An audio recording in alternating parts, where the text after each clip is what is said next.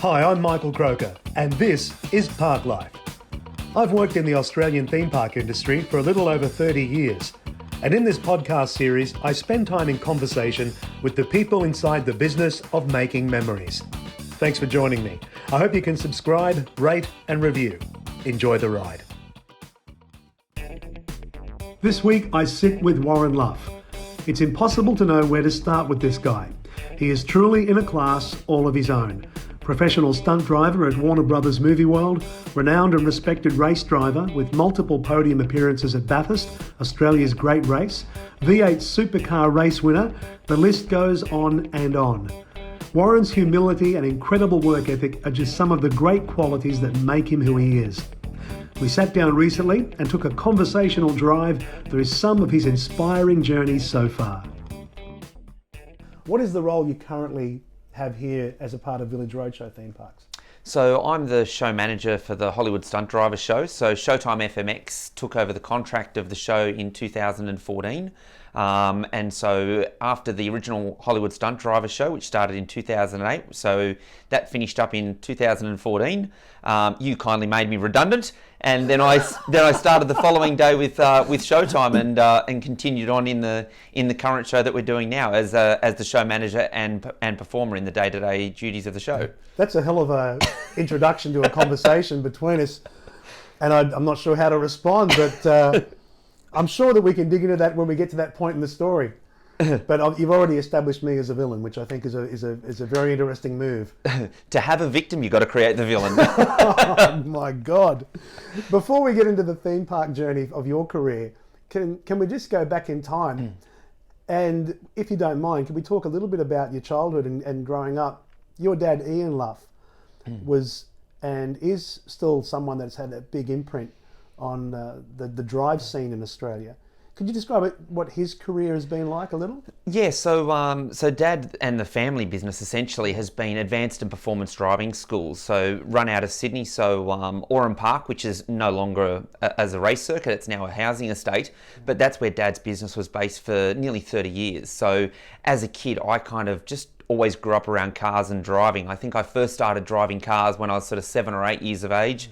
I think one of my first ever memories of driving a car was driving around the circuit at Oran Park, and it was always that fine line between being able to sort of reach the pedals, reach the steering wheel, and barely peer over the dash at some point in time. And I think I was about 7 or 8 years of age, and I was driving around the circuit, and the owners of Oran Park at the time, the Perich family, Tony Perich, one of the brothers, was standing in the office, and even he still laughs about it to this day. He said that seeing cars drive past the office on the racetrack was nothing new, but he saw this car go past with what he thought was no driver behind the steering wheel. So he's come running out, and next time around I've come up onto the main straight and I've seen Tony, and Tony's a big sort of 6'5" sort of farming guy, quite sort of got a fair bit of presence about him, and he's standing there like waving hysterically in the middle of the main straight, and here's me driving along and pulled up, and he's kind of peered in the window and I've looked up at him, and yeah, that was probably one of my first memories of sort of driving a car. So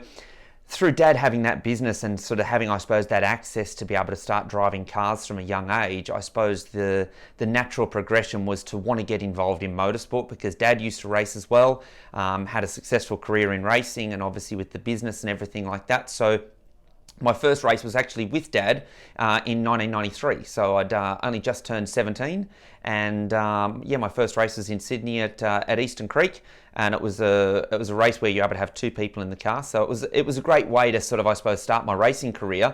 The person who I'd looked up to my whole life and had been so important in getting me involved in cars and driving was the person that I first did my ever race with. So and Dad's been a huge influence right throughout my sort of career in both driving and outside the car, and just, I suppose, helping me make the person that I am today, because he's a very accomplished motivational speaker through both road safety and sort of and business and motivation. So yeah, he's been a huge influence and made a massive impact on my life, and very responsible for who I am and where I am today. That's fantastic. What a great tribute to him. Do you remember any of the first kind of advice he might have given you when you decided that motorsport was going to be the life path you wanted to follow? Was there any kind of advice that you remembered thinking, that makes a lot of sense? Look, I think one of the great things with Dad was in any sporting aspect of a child, you very much have those sort of parents that yell and scream on the sideline and all that, and we've all seen and laughed about it at points of our lives. But Dad, I suppose, was very much, he always really stood back from my career. He was always very supportive, but his only advice was to enjoy what I do and have fun with it. It's a hard industry to be able to crack, so I feel very fortunate to have been able to do the things that I do and achieve what I have. But he's always been that one in the background, just to go like, make sure you have fun with it and enjoy what you're doing, because at some point in time it will finish and it will be your turn to get off the merry-go-round, so to speak. So enjoy the journey. But know that, like in anything, there's a start and there's an end date, and what you do in between is ultimately up to you, but you've got to have fun with what you're doing, because especially with what I do, there's a queue of people a million long that would give anything to have the same opportunities that I have. Did you have a weight of burden with the Luff name on you as you came through, or is that something that was never a thought for you? Did you feel burdened, that there was a expectation on you? Yeah, look, I suppose that wasn't something that came from Dad. That was something that I probably put on myself, and I think I've always been my own harshest critic in anything I do, especially in racing. So yeah, I think any kind of burden or any pressure or expectation is what I put on myself, because I have high expectations of my own performance, both in and out of the car. So yeah, it's never come from Dad. He's never been that sort of parent that put sort of pressure or expectation, or when I've had a bad race, or has never sort of said, oh, why did you do that? Or he's always one that I could always bounce ideas off, or bounce sort of like, hey, this is what happened in the race. And he'll always give me his opinion, but only if I ask for it. Right. And as you came through, did you have those moments where you felt, what was the first moment where you felt like the pathway was opening up, that there was a breakthrough, that there actually just might be a career and longevity here?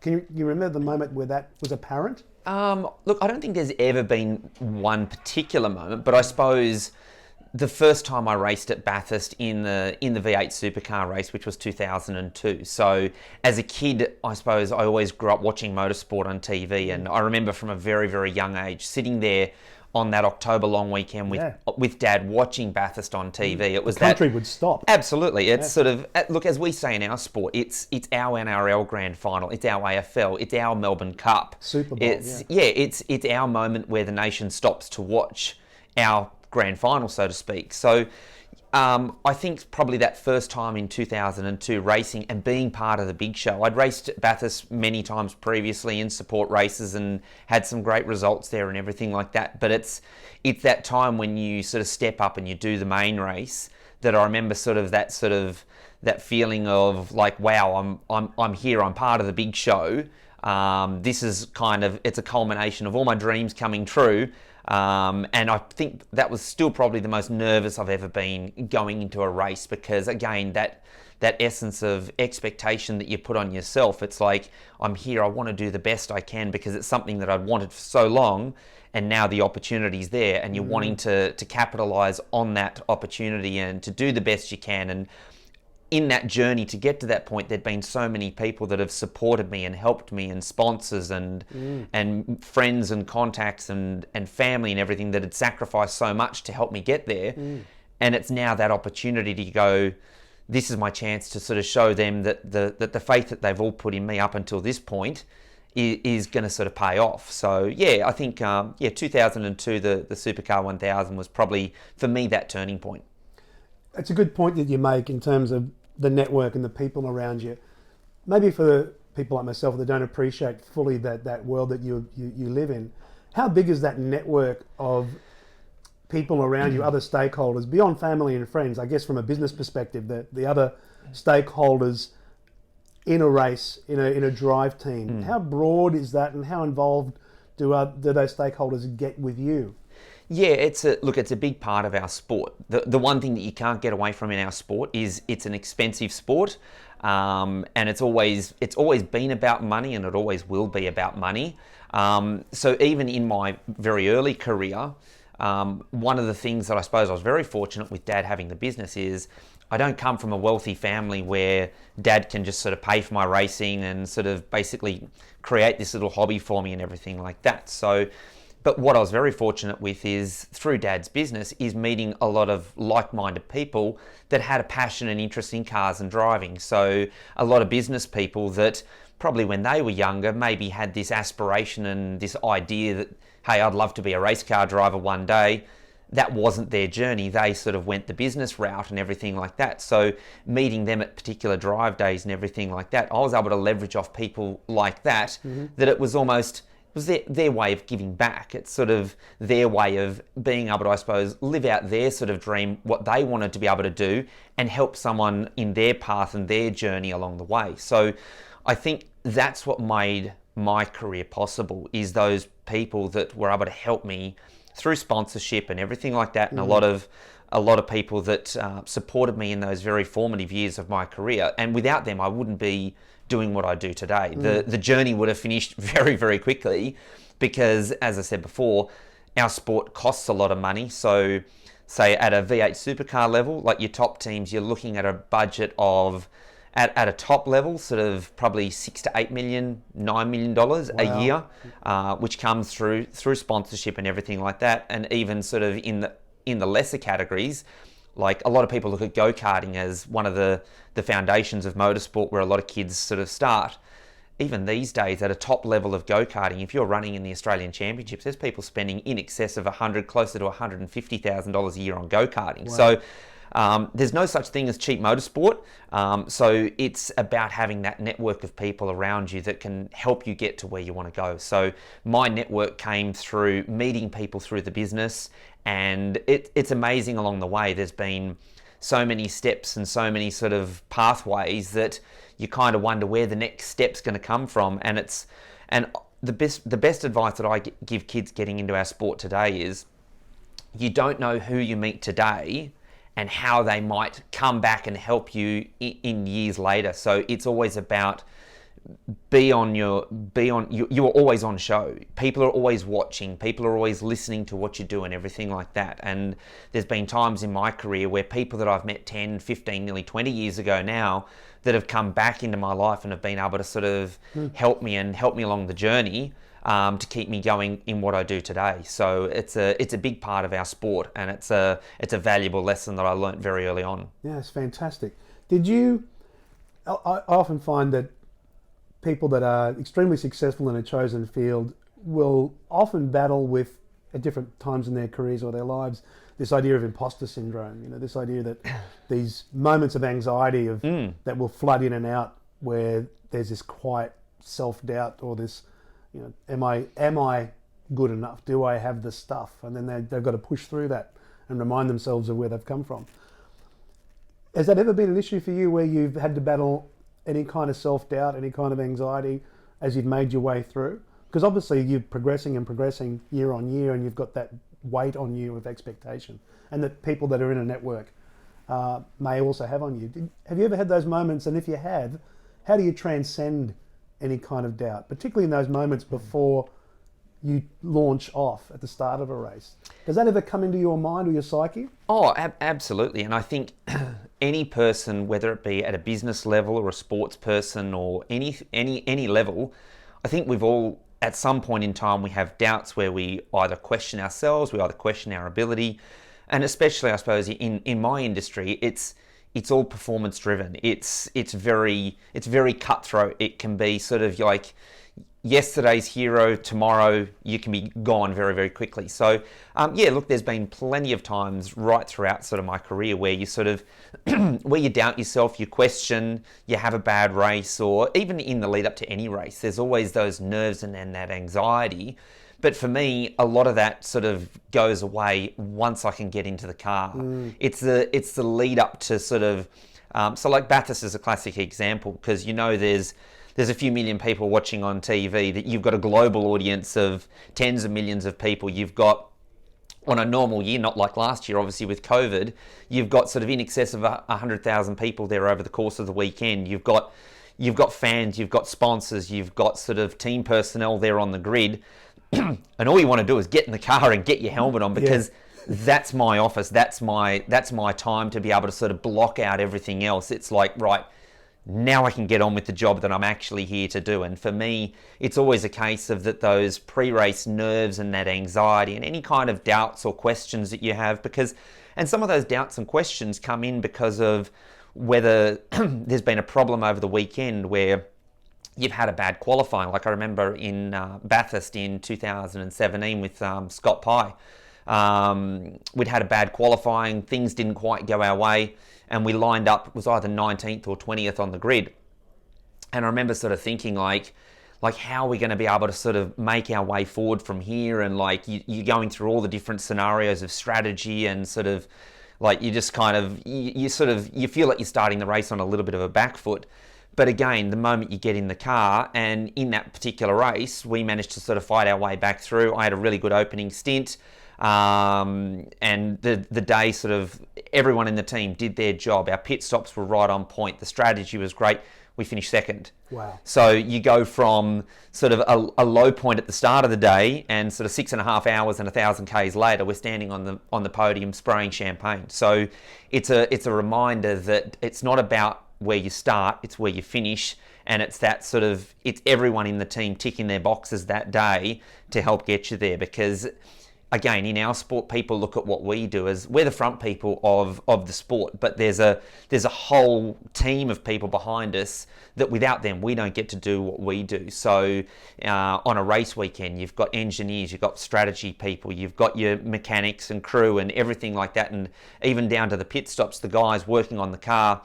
What they do is just as critical as what we do out on track, because if they lose 2 or 3 seconds in a pit stop, for us to be able to make that up on track is no easy feat. So it's everyone working together, and it's having that harmonious relationship, and it's no different to in any sort of business as well. You've got to have everyone working together, heading in the same direction to be able to achieve success.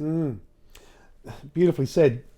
Is there a sensation or a feeling of oneness with a vehicle when you get into I often hear sports people talk about the zone, when you're no longer even you're still consciously aware that you're doing the thing. Yeah. But the larger part of your psyche now is sort of moving in this oneness with the movement of the action that you're in, whether it's a yacht race, whether it's tennis, whatever it might be. Is there ever, and I'm sure that there's a science to the work that you do, but can you identify moments where you transcend being aware that you're in the vehicle and you almost become one with it? Yeah, absolutely. Like it's when everything's working together, when the balance and the setup of the car, so you feel like you're not fighting the car or anything like that, where it all starts to sort of, you're working together basically as one. Yeah, there's definitely those moments where, like you said, you feel like you're at one with the car's at one with you. And obviously with what we do at the speeds that you travel, your brain is operating at a level where it's slowing it down to a point where your brain can obviously make those decisions to pick your brake markers, turn in and all those things, or deal with traffic and everything like that. So there's definitely times where you get to those points where you feel like, not that it's happening in slow motion, but your ability to be able to sort of be able to sort of think about what you're doing and make those right decisions, you almost feel like it's slowed right down to a point, because you are, like you said, you are at one with the car and the situation and everything like that. And when you can get to that point, you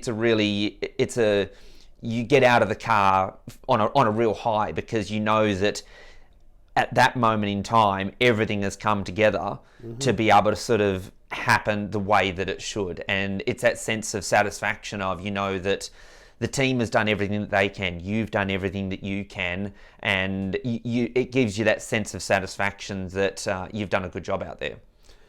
How is the process of aligning yourself in sync? Almost, I guess you've almost got to become one consciousness when you've got two of you in the cabin, moving at those kind of speeds and making those micro decisions in tandem. What's that process like, and how do you sort of meld those skills together? Yeah, look, I suppose throughout my career, rightly or wrongly, I've kind of gravitated more towards endurance racing and long distance racing. I've spent time in Europe doing 24-hour races. I've done 12-hour races at Bathurst, and obviously Bathurst doing the 1000 race. So there's obviously at Bathurst in the 1000 race, there's 2 of us that share the car. In a 24-hour race, you can have up to 4 people. So it's about trying to sort of, it's not, you've got to put your own objectives aside, and you've got to, again, it's that working together as a team. Like I touched on before, a lot of people look at our sport as very singular because they see us as the gladiators out there sort of battling away. But in a team, there's so many more. And then when you add in that extra equation of whether it be, say, at Bathurst this year where I'm sharing the car with Bryce Fullwood, it's being able to sort of work together. So even though as I get out of the car and he gets in, there's no time to sort of stop and chat and go, oh, hey, the car's doing this and everything like that. It's creating that working relationship in the lead up to the race and having those same ideals and that same sort of what you want out of the car, and being able to sort of work together and recognise each other's strengths and everything like that, and be able to sort of get the best out of each other so that the team can then get the best out of us.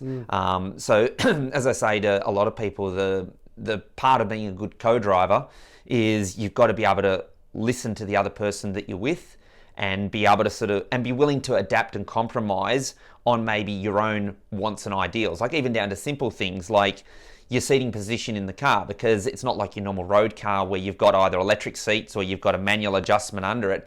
The seats and the steering wheel are fixed in the car. So the way that we get compromised with our seating position is you can do an insert that can either move you forward or back in the seat. So with Bryce and I, even though we're a very similar height, we'll need to sort of compromise a little bit on whether it be the padding in the seat or the insert. So you mightn't be in your 100% ideal seating position, but again, it's finding that compromise. And that was one of the things we spoke about this year, because this will be our first year together.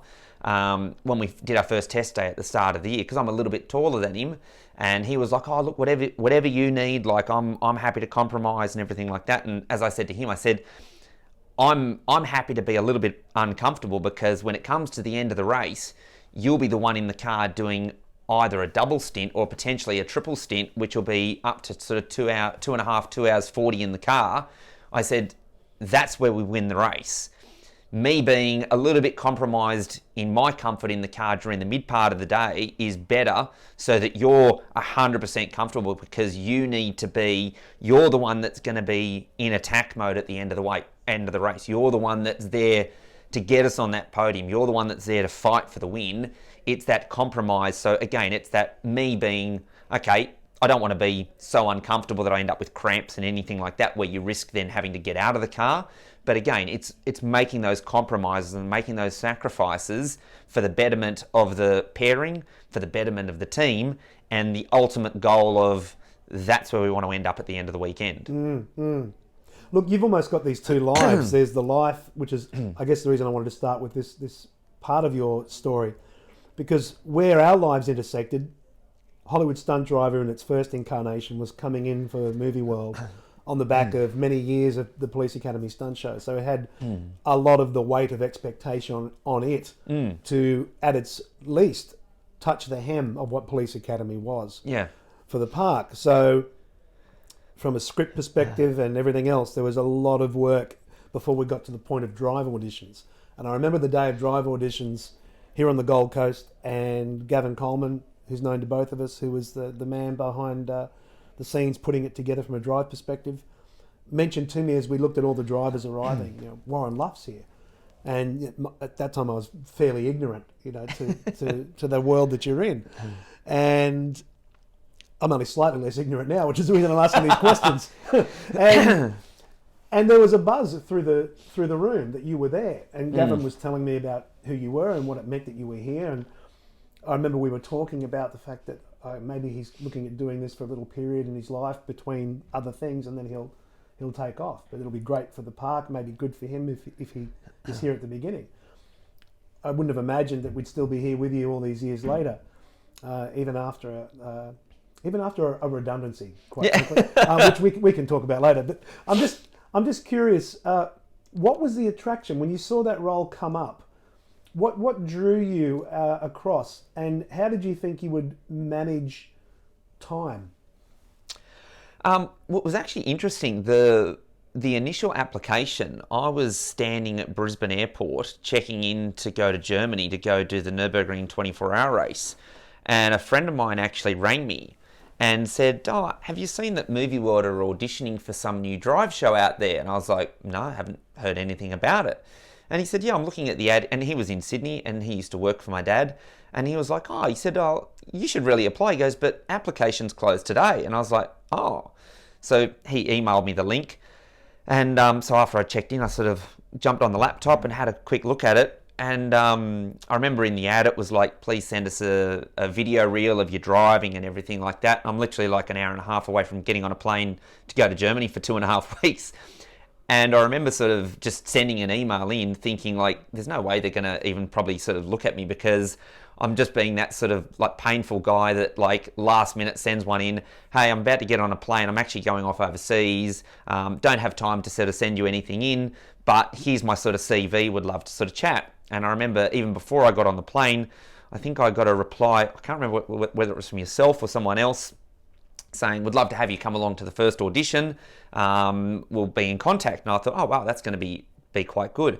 I suppose at that point in my career, there'd been so many things sort of going on, and I had time to be able to sort of look at doing something like this. And for me, I think my passion has always been cars and driving. It doesn't matter whether it be racing at Bathurst in front of 100,000 people, doing shows here in front of 1,500 people, or doing stuff for one of the car magazines, which I still do, and I've been doing for nearly sort of 20 odd years, and where you're flying around a racetrack with no other people there.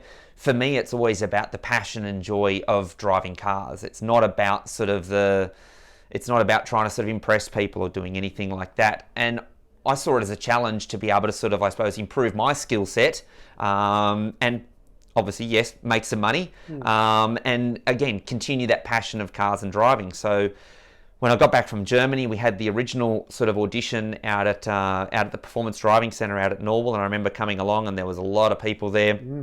And we spoke before about sort of, like you said, about imposter syndrome and nerves and all that sort of stuff. And even going into that audition, I was incredibly nervous because I was like, this is something that I really would love to be able to do. It's another sort of, I suppose, offshoot of my career and everything like that. And even just sort of doing sort of, like, I had confidence in my skills to be able to do the things that we needed to do. But again, I remember even on that day being just as nervous doing that audition out there as what I have been prior to the start of most races or anything like that, because again, it's that wantingness to be able to do the best that you can. And again, it's not about whether there's 100,000 people there watching or whether there's 1 or 2 people there critiquing you for the show that ultimately we started with. And so we got through that first audition and everything went well. And then I got the call back for the second audition. I remember the circumstances around the second audition were quite funny, because this is where I thought I'd actually really blown it with the company, because I thought I'm now going to look like that guy that's really difficult to deal with, because the second audition was held out at Queensland Raceway, and it was held on a Monday and Tuesday. It was held over 2 days, and I was meant to be there on the Monday, and then I was flying to Adelaide on the Tuesday afternoon to go do a thing for the magazine where we're actually driving from Adelaide to Sydney. The downside was I was in Darwin that weekend for the V8 Supercars, where I was doing some coaching. I was due to fly back on the red-eye flight and then literally land in Brisbane Airport and go straight to Queensland Raceway. I thought, yep, stars aligned, this will be great. There was a problem with my flight flying out on the red-eye that night, and the person that booked it had booked it for the wrong day. They booked it for the Saturday night. So I've rocked up and the airport's full of people. I've gone to check in. They're like, no, you're on last night's flight. And I'm like, oh, here's a problem. They're like, the next flight we can get you on is the Monday night red-eye flight. And I'm like, oh, I've got my audition tomorrow. So I remember Monday morning at like 8 a.m, I've rung Gavin Coleman. I'm like, hey, Gav, it's Luffy. How are you? He goes, yeah, good, mate. Have you landed? You on your way? I'm like, got a problem. I'm still in Darwin. There was a problem with my flight and I can't fly out until the tomorrow night red-eye flight. And he goes, that's all right. Just come straight tomorrow. I'm like, problem with that, I'm on an afternoon flight to Adelaide. And he goes, that's all right. Like, you'll get in early enough. come out, we can do the morning. I think I was on a 3 o'clock flight out of Brisbane again. And he goes, you'll be fine. I'm like, sweet, no problem. Of course, Murphy's Law, the red-eye flight that night was delayed. So instead of landing at 6 a.m, I've landed at Brisbane Airport at 9 a.m. So again, I've landed, I've had the conversation. I'm like, hey, Gav, it's Luffy. He goes, hey, how are you? I'm like, slight problem. Flight was delayed. I've only just landed and I'm on my way, but I've got to be back at the airport by 2 o'clock to get on my flight to Adelaide. So I've kind of rocked up out there. Everyone else was kind of going through the motions, and Gavin and Mick Van Morsel, who were there, very graciously allowed me basically to sort of skip the line, do everything that I needed to do. So I was only there for like about an hour and a half or so. I was trying to say, it's good that they were dealing with you before me, because I'd be thinking, look, if you hire this guy, first chance you get, make him redundant, because he's going to be a problem for you. And then did the audition, and then basically took off, went back to the airport and hopped on a flight and went to Adelaide. Wow. But surprisingly, 13 years later, we're still here. That's amazing. I'm going to ask you a question. I'm curious. Just to jump tracks here for a second, what's the most common error do you think people make when dealing with speed? Look, I think the common mistake with anyone with speed is just not anticipating, whether it be out there on the roads, how long it takes to stop a car or the traffic around them. It's more a case of like people on the highway, they're doing their 110 or 110 and whatever on the motorway, and they don't anticipate the cars around them. A lot of drivers tend to have this arrogance of, well, I'm in this lane, you're over there. It's, as I say to people, and obviously road safety has been a huge part of my life, the big thing with driving is you've always got to be asking yourself the what if factor. What if that car moves lanes? Or as I say to a lot of people, you're driving along the highway, again, you're doing your 110 and there's a semi-trailer sitting in the lane beside you and you're just basically sitting there beside it. If that semi-trailer changes lanes for whatever reason, they don't see you or whatever, you're going to come off second best. So again, it's that what if factor of, what if that semi-trailer moves or that car moves or the traffic slows down up ahead? You've always got to be that more proactive as a driver to I suppose, think of the things that can go wrong out there. It's the same scenario that I say to a lot of young kids when they first get their license in driving. It's approaching a green light only legally means that you have right of way. Again, a car comes towards an intersection and anyone that's got their driver's license, if they're honest with themselves, at some point in time has probably gone through an intersection where they've gone, oops, was that a red light, or was that a stop sign, or was that a give way sign, where you've been distracted by work, home, life in general, or something like that.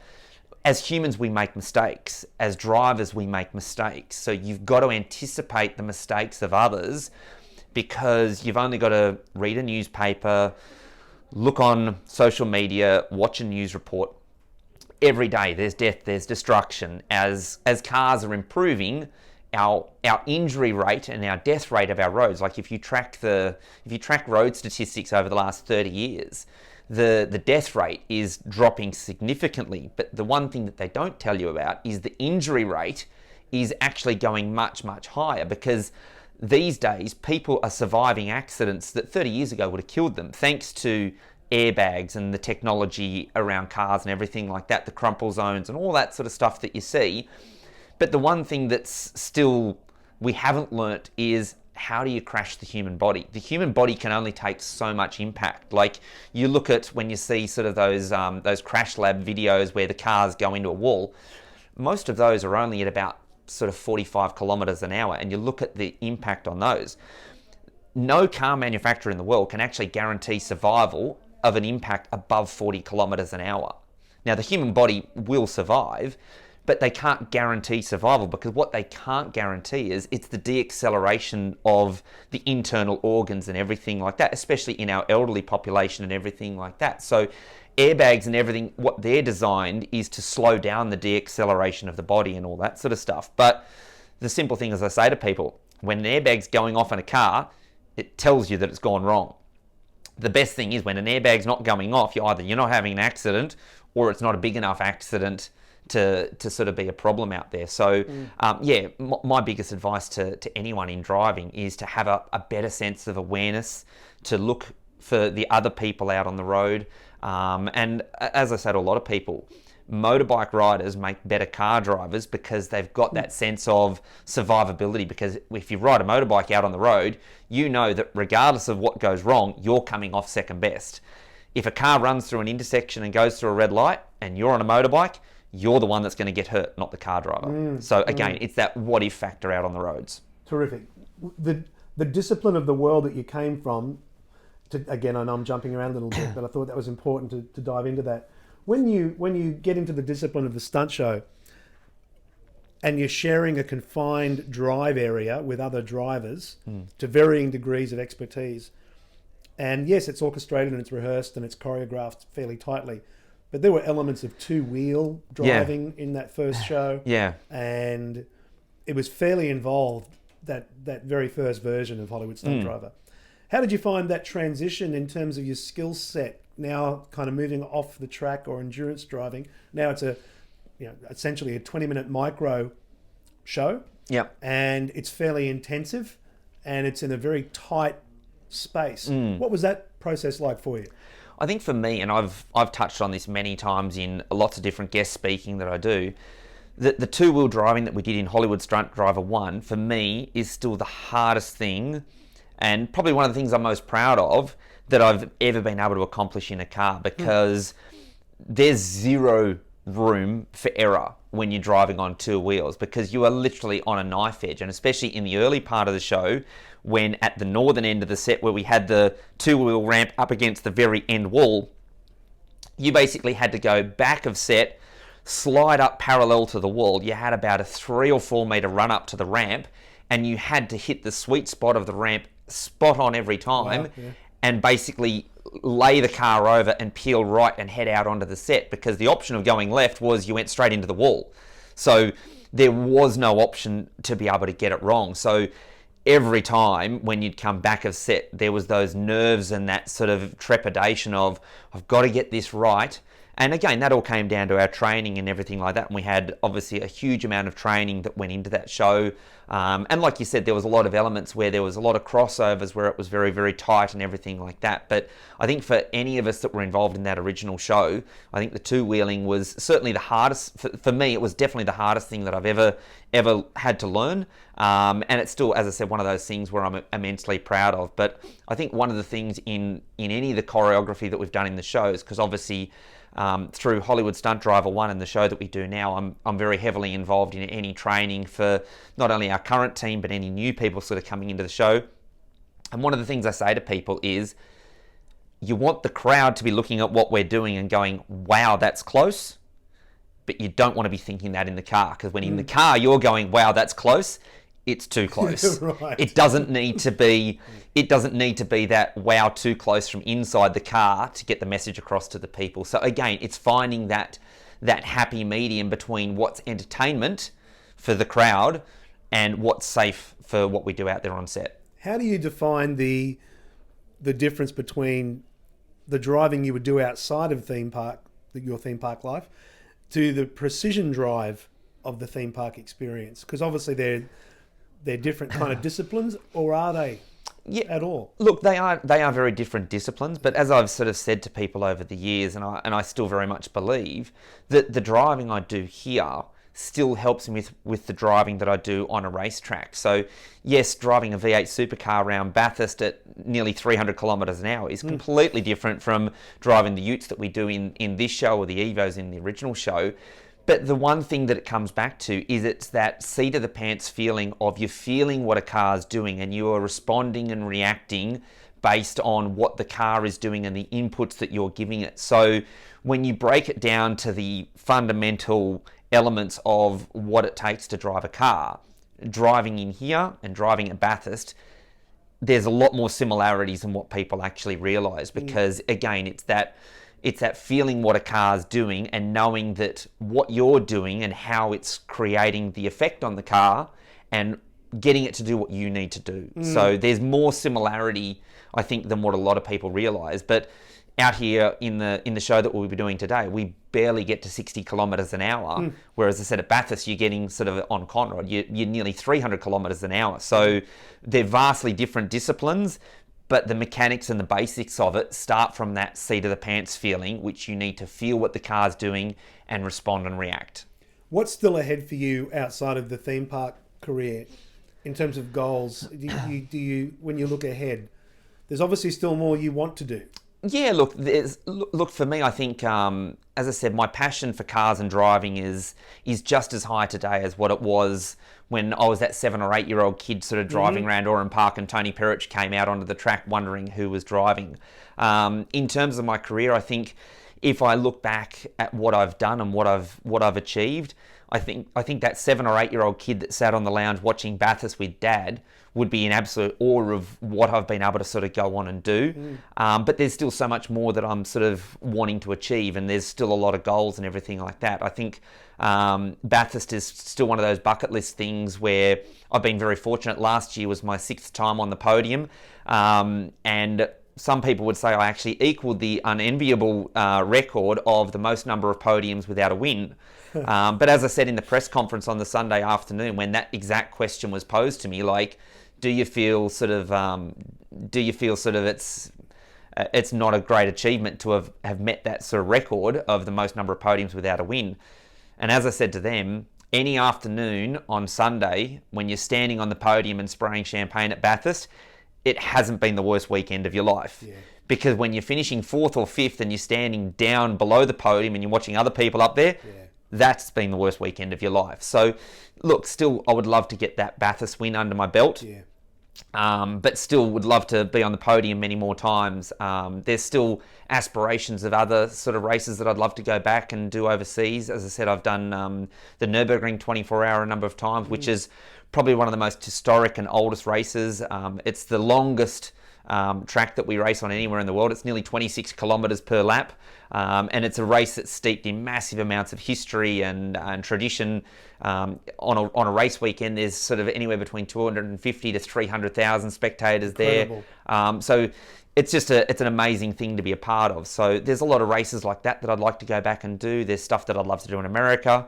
But ultimately it comes down to sort of having those opportunities sort of come about. As I say to people, at some point in time in this game, it's your turn to get off the merry-go-round. Because at some point in time, it was your turn to get on the merry-go-round. Yes. So again, it's an analogy that I sort of draw from here. When you see the kids waiting to get on the merry-go-round, the only time you get on is once someone has got off, and it's so true in my sort of sport and my business. So at some point in time, the merry-go-round will stop and it'll be my turn to get off. But I will look back very fondly with what I've been able to do and what I've achieved in my career. There'll always be, I think, the thing that makes you want to keep being better is that you never stop setting goals. I think as your career goes on, those goals just change and you sort of reevaluate and you create new goals based on what it is that you've done and what it is that you've achieved. So I think in any career, you will never achieve all of your goals because those goals keep resetting along the way. But if I look at what I've done and what I've achieved, I think I've been very lucky to do what I do. And even doing the show here today, I still consider myself very lucky to be a part of the show some 13 years on from when I first started in the business here and love what I do. So it's always a lot of fun out here. I should cover, just while we're in that space, just so for the people listening, we can put it to bed. When you talk about being made redundant, just to put context about that, the show had come to an end. Exactly. It was no longer a show that was going to be completely written, produced and delivered by Village Roadshow Theme Parks, which it had been, because I'd written that first draft. And now we were outsourcing to an external vendor, which meant in order to do that, you have to make some decisions. Yes. And then release people to then, for some people to come back in via the new vendor, which was Showtime. I just want to clear it up so that's not hanging when we get to the end of this. And we're almost there. I just want to ask you a couple of questions, and I think you've kind of answered them beautifully in the lead up, but I always like to finish with these. What gets you up and motivated still? And I think you've certainly given us a lot of insight into that so far, but is there a singular driving factor that gets you up and motivated? Look, in terms of my professional life, in terms of whether it be driving here or racing cars, as I said, it's that love and passion of driving cars. It's it's about that enjoyment and that buzz. As I said, it's not about whether there's people watching here at Movie World or whether there's people at Bathurst. As I said, some of the joy that I have of driving cars is doing stuff for Motor Magazine, where you're out there driving all sorts of different cars, from sort of high-end exotic cars to sort of your regular everyday cars. But for me, it's that pureness of being able to get the best out of the car that I'm driving at the time, regardless of the environment where I am. Obviously today it's here at Movie World. Next week I'm in Sydney sort of doing some testing down there of a Porsche.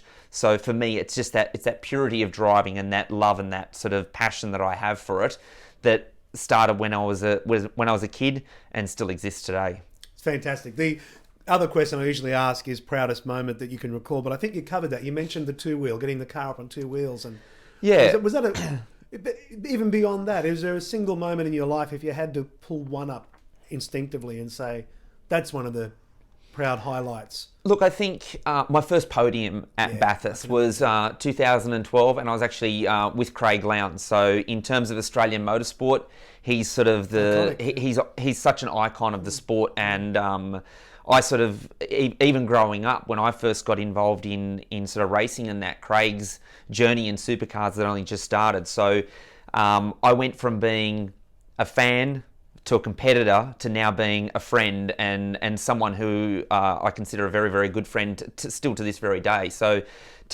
my first two podiums at Bathurst were both with Craig. And I remember walking out onto that podium, and there's like 10,000 people down there screaming and chanting and going crazy, and just that, like, it literally puts the hairs up on the back of your neck when you walk out there. And it's that going from being that kid watching it on TV to standing there to being part of that sort of experience.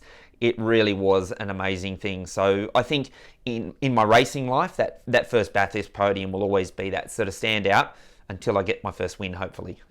You're a man of great character. It's been a great journey for you so far. Thanks for sharing it here, and long may you stay on the merry-go-round for years to come. Thanks, mate. Thanks for your time. I hope you enjoyed this latest episode.